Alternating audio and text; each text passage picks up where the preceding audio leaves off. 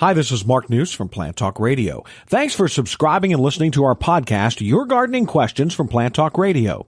To keep this podcast free, we're partnering with Stoke Seeds. Indoor seed starting is fun, easy, and economical. Now's the time to start your seeds. If you're looking to grow vegetable variety or add a punch of color to your flower garden, review the Stoke Seeds Starting Guide online. You'll find information about soil preparation, moisture, temperature, light, transplanting, and more. The Stoke Seeds website is a complete resource center you need to make your garden the envy of the neighborhood. Get growing with Stokes. Now, today's question. This next question you could probably teach a graduate level class for weeks on, but I'll throw it at you anyway. I'd like to plant a small vegetable garden in my backyard this year. This comes from Brad. Okay. He says, I've already put down some timbers for a raised bed. What mix of soil would you put in the raised bed? Well, now, I'm going to start with 1/3 of each. 1/3 I would keep as clay, native Ohio junk, if you will.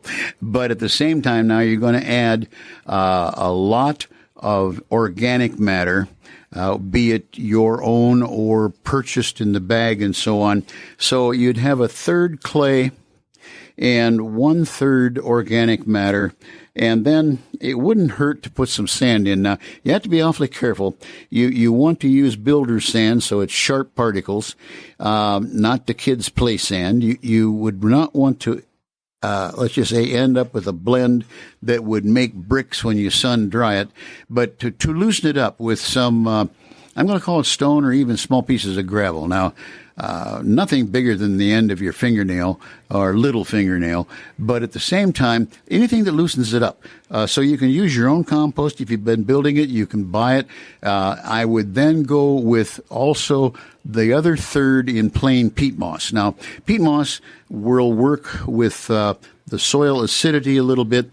It will have usually the potential for dropping the pH a little bit. Many places in Ohio, that's perfectly all right. Or you'd actually have to be adding a whole lot to change the pH much anyhow. So your 1/3 junk soil, your 1/3 peat moss, 1/3 compost, blended well together, and just a little bit of sand. When you're talking sand, yeah, you're talking a small right. amount. That's right. Sand would be concerned. We're talking about 3, 4, 5%. Just enough to add some grit in there so that it'll open the soil up physically, initially at least, to allow for some drainage. And then in raised beds and otherwise, when you get the crop going and you rotate and you think whatever, when you cut off lettuce leaves or whatever, cut down to the crown to get your harvest.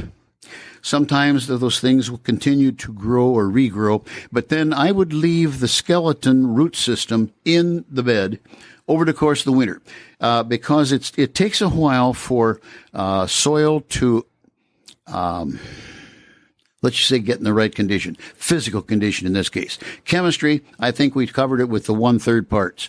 But physical condition then, if you've ever heard about farmers going to no-till and so on, it has been essentially proven that you get a better yield per acre with soil that is 3 and 4 inches without being, years without being disturbed.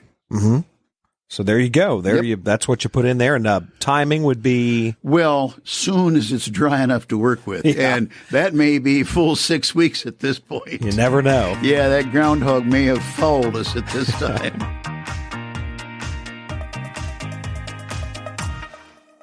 Thanks again for listening to the podcast. Remember, lose the winter blues and garden indoors. Start your indoor seeding with the help of Stokes Gardening Guide, plus their online articles. For the best selection of vegetable, flower, and herb seeds available, go to stokeseeds.com. Catalogs are still available.